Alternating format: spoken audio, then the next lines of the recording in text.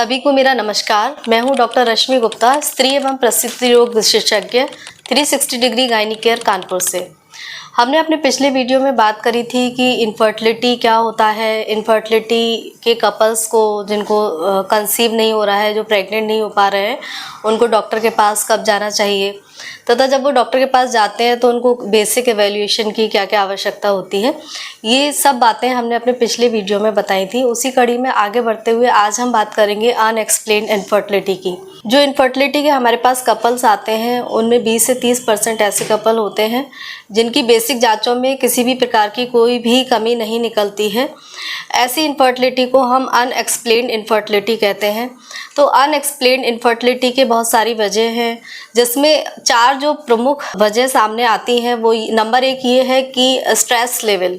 तो ऐसे कपल्स का स्ट्रेस लेवल बहुत ज़्यादा होता है, जिसकी वजह से उनकी जो बॉडी का हार्मोन सिस्टम है वो इम्बैलेंस होता है, अपसाइड डाउन हो जाता है, जिसकी वजह से जो नॉर्मल स्पर्म और एग बनने की जो प्रक्रिया है वो बाधित हो जाती है और एग की क्वालिटी पे भी असर पड़ता है। तो ऐसे कपल्स को हम सबसे पहले ये कहना चाहते हैं कि आप अपना स्ट्रेस रिड्यूस करिए। जो टेक्निक्स हैं जैसे कि मेडिटेशन, योगा, इनकी वजह से आप अपना स्ट्रेस लेवल रिड्यूस कर सकते हैं।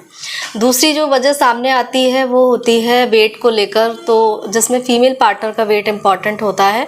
तो अगर आपका BMI 18 से कम है यानी कि आप अंडर वेट हैं, या फिर आपका BMI जो है वो 23 से ज़्यादा है यानी कि आप ओवर वेट हैं, इन दोनों ही कंडीशन में ओव्यूलेशन यानी कि एग बनना भी एबनॉर्मल हो जाता है और एग की क्वालिटी पे भी असर पड़ता है। तो वेट मैनेजमेंट एक बहुत इम्पॉर्टेंट इशू है। तो ऐसे कपल्स को हम वेट मैनेज करने की सलाह देते हैं। तीसरी चीज़ जो सामने आती है वो ये होता है कि कपल्स को पता ही नहीं होता है कि ओव्यूलेशन फीमेल पार्टनर में कब हो रहा है। तो हर एक फीमेल की जो एक मेंस्ट्रुअल साइकिल होती है उसमें पूरे महीने में एक एग बनता है, और जो प्रेगनेंसी के लिए जो कुदरत होती है, नेचर होती है प्रेगनेंसी के लिए, उसको तैयार करती है। तो वो एग कब रिलीज़ होता है ये उस महीने उस महिला की साइकिल ड्यूरेशन पर डिपेंड करता है। मान लीजिए अगर किसी महिला का जो मेंस्ट्रुअल साइकिल का टाइम है वो 28 से 30 दिन है, तो हम ये मानकर चलते हैं कि लगभग 14 से 15वें दिन पर उसका एग रिलीज़ होता है। जबकि मेल पार्टनर के साथ ऐसा नहीं होता, उनके वीर्य में हमेशा मिलियंस की संख्या में स्पर्म मौजूद होते हैं। तो वो कभी भी इंटरकोर्स कर सकते हैं, उनका ऐसा नहीं है कि एक पर्टिकुलर टाइम पे ही स्पर्म बन रहा है, वो स्पर्म उनके वीर्य में हमेशा मौजूद होते हैं। लेकिन एग जो होता है वो महीने में एक बार ही बनता है, जो कि 14 से 15वें दिन पर रिलीज़ होता है। तो अब एग किस दिन बन रहा है या किस साइन या सिम्टम्स के द्वारा हमें ये पता चलता है कि अब ओव्यूलेशन का टाइम आ गया है, तो उसके कुछ मेथड्स होते हैं, कुछ तरीके होते हैं जो कि मैं यहाँ पर बताना चाहती हूँ, जिससे कि आप ये पता लगा सकते हैं कि आपका ओव्यूलेशन हो रहा है या नहीं हो रहा है, या फिर किस दिन के आसपास हो रहा है।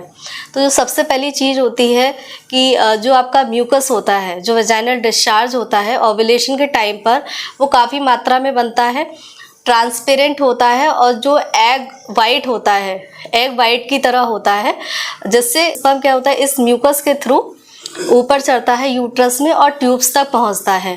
तो वेजाइनल डिस्चार्ज अगर आपका महीने के बीच में काफ़ी ज़्यादा मात्रा में बन रहा है, ट्रांसपेरेंट है और एग वाइट की तरह है, तो आप समझ लीजिए कि ओव्यूलेशन का टाइम पास में है, और ऐसे टाइम में कपल्स को साथ में रहने की सलाह दी जाती है।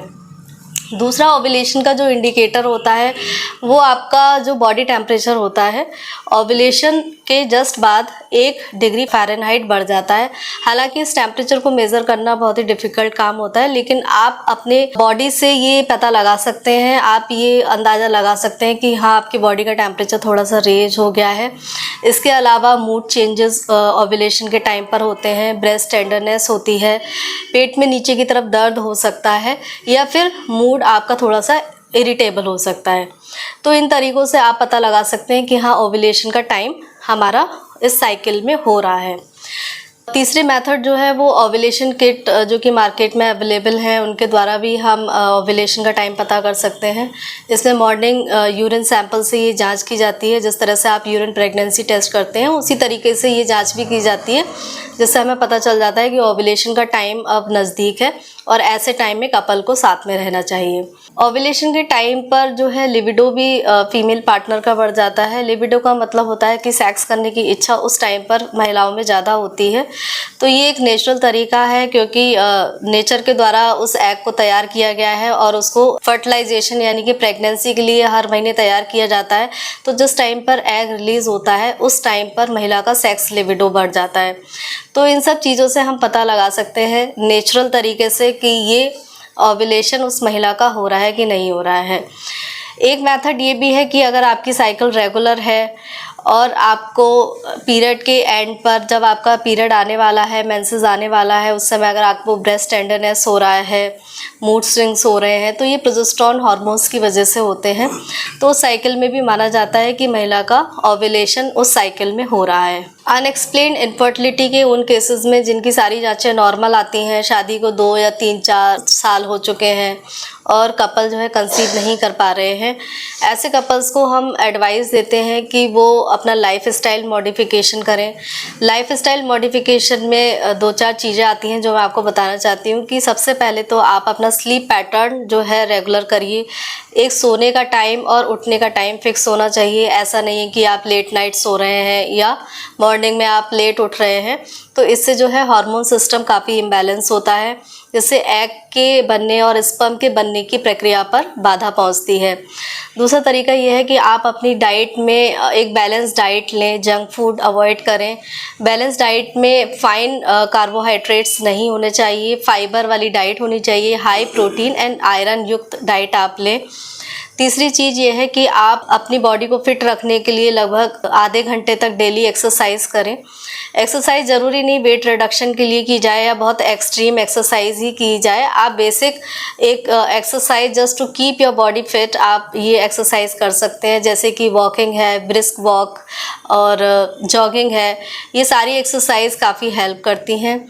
तीसरी चीज़ जो है, अगर आपको कोई एडिक्शन है, जैसे कि मेल पार्टनर में अगर स्मोकिंग, अल्कोहल ड्रिंकिंग अथवा कैफ़ीन इंटेक ज़्यादा हो रहा है, आप कॉफ़ी का बहुत ज़्यादा सेवन कर रहे हैं, अथवा आप कोई और भी ड्रग्स ले रहे हैं जो कि आपकी बॉडी के लिए भी हार्मफुल हो सकती है, तो इनका सबसे ज़्यादा इम्पैक्ट और सबसे पहले इम्पैक्ट जो है स्पर्म के नंबर पे पड़ता है।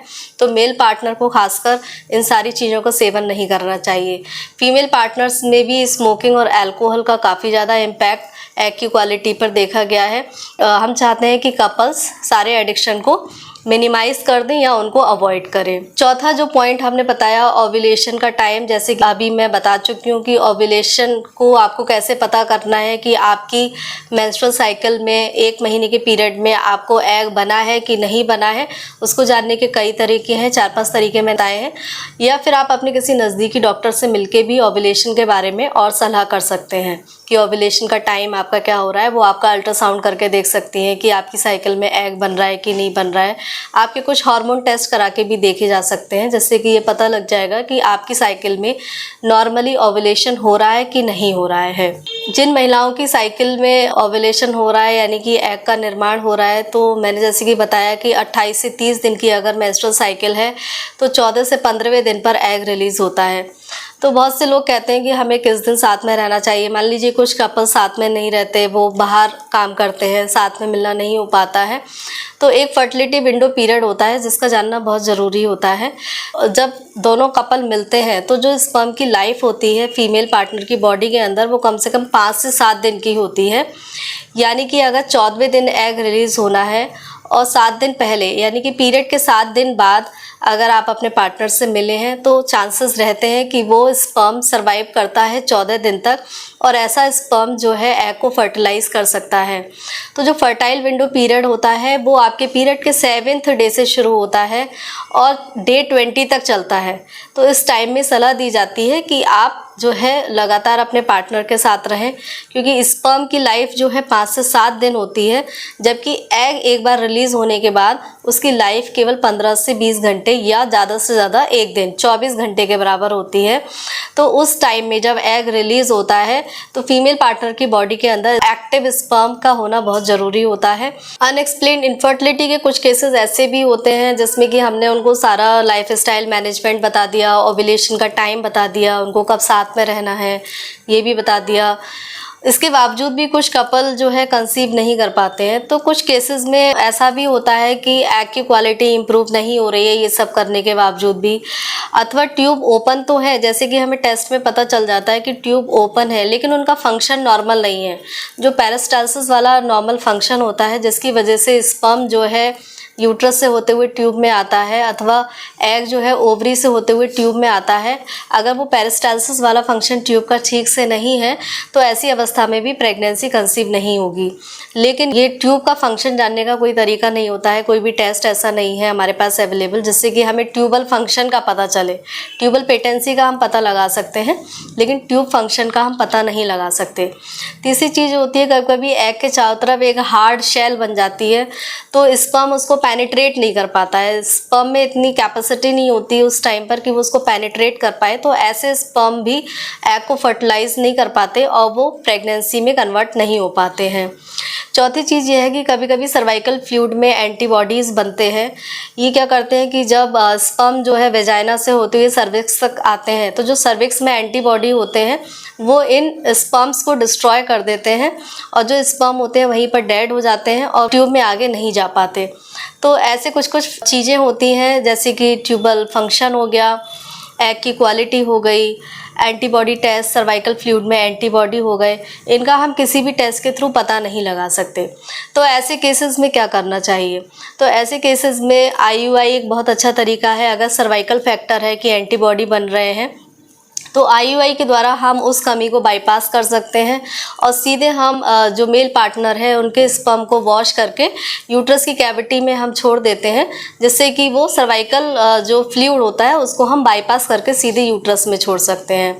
बाकी चीज़ों के लिए जैसे कि एग के चारों तरफ अगर हार्ड शेल है या फिर ट्यूबल फंक्शन नॉर्मल नहीं है तो ऐसे केसेस के लिए IVF और ICSI बहुत यूज़फुल होते हैं।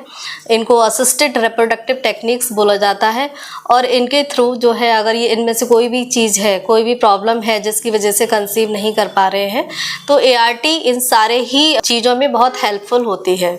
अगर कोई भी कपल ऐसा है जिसकी शादी को 2, 3, 4 साल 6 साल हो चुके हैं, वो कई जगह से जांचें करा चुके हैं और जहाँ पे भी जाते हैं सारी जांचें नॉर्मल आती हैं, तो ऐसे कपल जिनकी फर्टिलिटी का कॉज अनएक्सप्लेन्ड है, कोई कॉज निकल के नहीं आ पाया है, तो ऐसे कपल को मेरा सजेशन है कि वो हमारे क्लिनिक पर आएँ।